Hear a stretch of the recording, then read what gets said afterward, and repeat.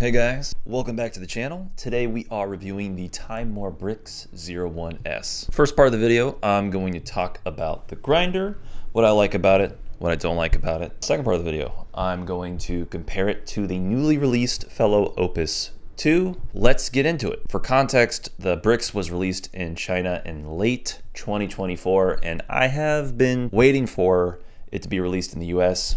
It's finally here, and I've been testing it for the past few weeks, brewing both filter and espresso, and I have some thoughts, so here they are. Overview. The dimensions measure 286 millimeters high, 150 millimeters deep, and 102 millimeters wide. This happens to be the same exact width as Timemore's Black Mirror Nanoscale, which I also have. It looks small in pictures. It's even smaller in person. The weight is 2.6 kilograms or 5.73 pounds. It's a rather powerful 150 watt motor. The burrs are 40 millimeters. They are Timemore's own S2C 040EI burrs. This is their spike to cut geometry. These burrs are pentagonal, which is 5 points we'll touch on later. It is a simple on and off button.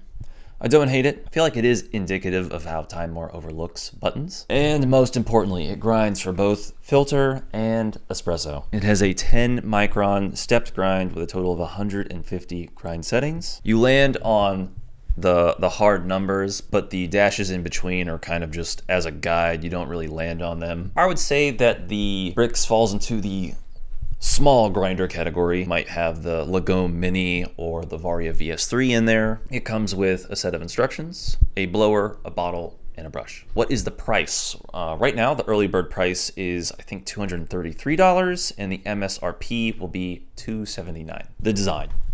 I love the design. I think that this is one of the best looking grinder designs, maybe one of the best looking appliance designs ever. It has a metal body with a metal shell. It feels very premium. It's made out of anodized aluminum. Whatever finish they used on it, it sparkles in the light. It's very pretty. And yeah, it's minimal. It's blocky. And I know other people make fun of the fact that there are so many coffee products out there that just look like black blocks. But truthfully, I'm actually kind of a big fan. The hopper, the capacity is 40 grams. It has printed lettering on the hopper, and you move the hopper to adjust the grind setting. So I do worry that the lettering will rub off over time. It's initially hard to get onto the grinder, but once you do, the clicks it's nice and stiff, and the clicks are, they feel good. Catch cup, it's all metal. It's magnetic on the bottom. It has a little stopper here, a little rubber stopper to protect it from doing this, but there's no stopper on the bottom, so it still does that. It's thin and narrow, it's tall. It's 45 millimeters across, starting the grinder. So the manual would like you to hot start it. That means you turn the grinder on, get it grinding before you add beans into it.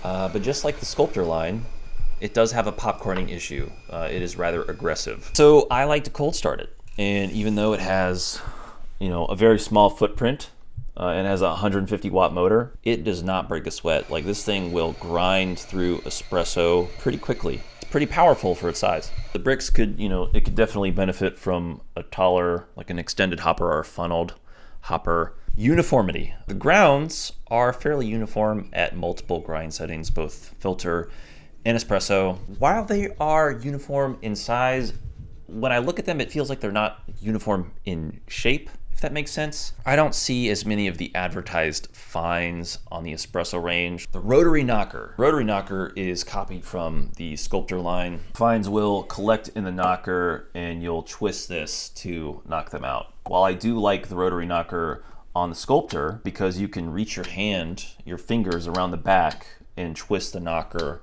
fully, it's really hard to do on the Bricks because you can't get your finger back here to twist it all the way. So it's super awkward to turn. In comparison to the knocker on the 078, this one feels a little bit more hollow, a little bit more aggressive, not as pleasant sounding. Static is minimal to none, and the retention is minimal, and you can make it close to zero, but there's kind of a catch. You need a little routine.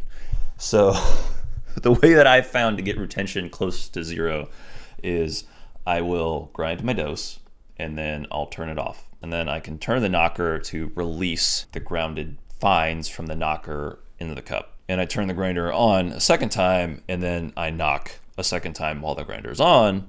And then I turn it off. And I have found that if I do not complete that process fully, I will have some amount of retention. For the most part, I love the platform.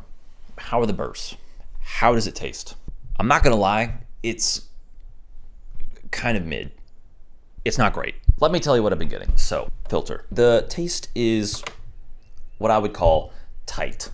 It's got medium low sweetness, medium to high rounded body, medium to high astringency towards the end. I don't hate it, but I don't really love it. I have brewed coffees, different roast levels, different processing, different temperatures, different brewing methods, different particle sizes, and for the most part, I would say that coffees have been tasting pretty flat and fairly bitter. I have been using it to brew with other grinders, the same coffees that I've tested on the bricks. As far as conicals go, I have the Goat Story Arco.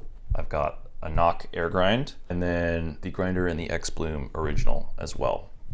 And I would say I've been getting better results from those grinders than I have with the bricks. You can come away with more decent cups if you're using darker roasts and more immersion methods. Contact time is definitely important here for this grinder in lower temperatures. Otherwise, you will come away with a good amount of bitterness. Espresso. Espresso has pretty good texture, I will say. I'll say the texture is actually probably the best thing. Low to medium sweetness, a good body, and that tightness, it's like all the flavor notes in a coffee that would generally be more spaced out and have more dimension. They're kind of just like all packed together, and then there's this surrounding space that feels empty and hollow. On espresso, things are a bit stronger. They're more focused, they're more pointed. So I get, I would say a touch more vibrance, the very middle of the taste, and that, that benefits there. But again, across different times and temperatures, I am getting a good amount of bitterness and astringency towards the end. The espresso range is advertised as 0 to 3.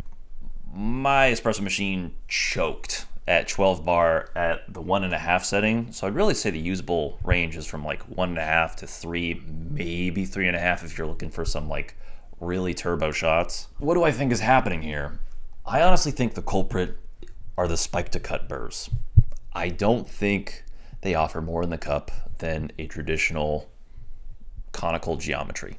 Someone commented in my previous review video on the Opus 2 that Timemore, as far as their experience is concerned, isn't so great at pentagonal designs. And that might also be playing a part here. Part 2. So how does the bricks stack up against the Opus 2? A lot of people have been curious whether they should pre-order for the Opus 2 now that the bricks has come out. And although I just said everything I did about how the coffee tastes ground on this grinder, there's a lot of variables to consider and things aren't so cut and dry.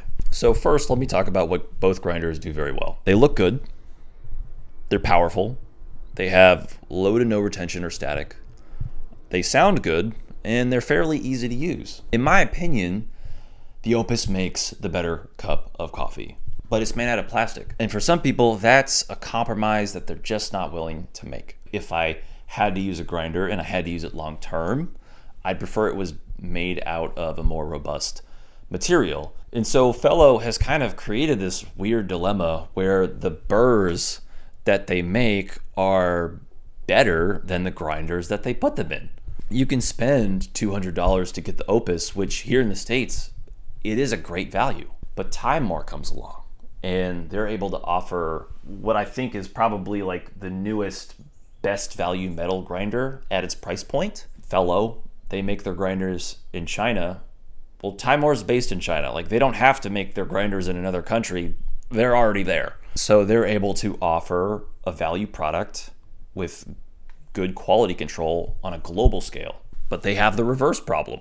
I love the platform. I just don't love what they put in it. So I reached out to Timemore And their customer service did get back to me very quickly. I think it was Chloe who got back to me. Thank you, Chloe. And I asked, are there any plans to release other burr sets for the grinder? And they said, unfortunately, as of this moment, there are no publicly available plans to do so.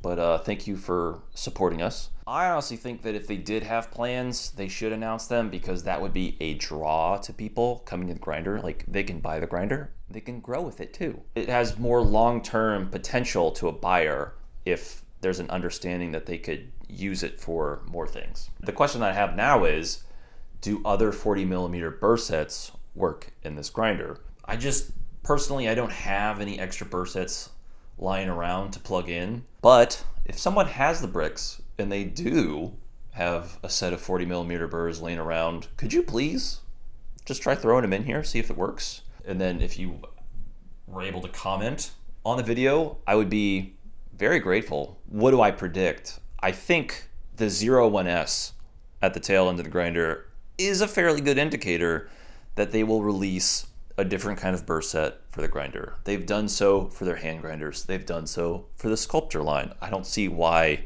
this or the Whirly, which uses the 42 version of the S2C EI burrs, I don't know why those should be any different. So what can I say to people that are looking at both of these grinders? Number one, the Opus is $200. It's made out of plastic. It is a clarity-focused grinder. Darker roasts for more traditional flavor profiles, that doesn't really make any sense for those, but for most other coffees, it's great. It makes fantastic cups of coffee out of the box. It might suck later, like the plastic might wear out, but it's positioned as an entry-level grinder. So maybe the idea is that if it does wear out, by the time it does, you are ready to move on to your next grinder. Sure. The only problem is that the demand and interest for the Opus 2 is way greater than the supply. So people that pre-ordered early May, maybe even tail into April, they're still waiting for their grinders as soon as August, but maybe even to September and beyond. So if you got in line now, I would expect to wait a few months to see anything. Number two, the Bricks is MSRP $279. All metal construction, built to last. I love the platform, but I don't love the burrs in it. In my opinion, and yes, it is an opinion, it doesn't make good coffee out of the box. And no, I'm not one of those people that subscribes to the idea that you will unlock the hidden secrets of the grinder once you season it. Like, if it doesn't make good coffee now, it's not gonna make great coffee later. Timemore might make other burrs for this grinder down the line.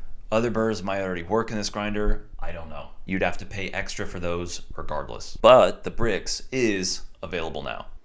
Hey there, Editing Steven here. No, you can't. It has been out of stock for at least the past week, and you can't even pre-order it. So it looks like everyone is having issues with the supply chain right now. I recommend just keep checking in. Otherwise, we wait. And while we're waiting, if you haven't tried the new BTS Oreos, they're really good. And more importantly, they match my sweater. That's all. Number three, the Varia VS3 is on sale for $269. I'm digressing again. So which grinder should you buy? I don't know, man. Neither. Save your money. Buy an even nicer grinder? I don't know. If y'all want to weigh in on the comments, I would be grateful. Like, I would love to start that conversation. If there's anything you want to know about either the Bricks or the Opus 2, feel free to leave a comment. I'll do my best to get back to you. If you felt like this video offered some value to you, please consider liking the video. And if you like my videos in general, if you want to consider subscribing, you really don't have to. It's just like totally up to you. It's just like, it's whatever you want to do. In my next video, I buy a broken Fellow Aiden off of eBay, repair it, and then test it. The Fellow Aiden review. Until next time.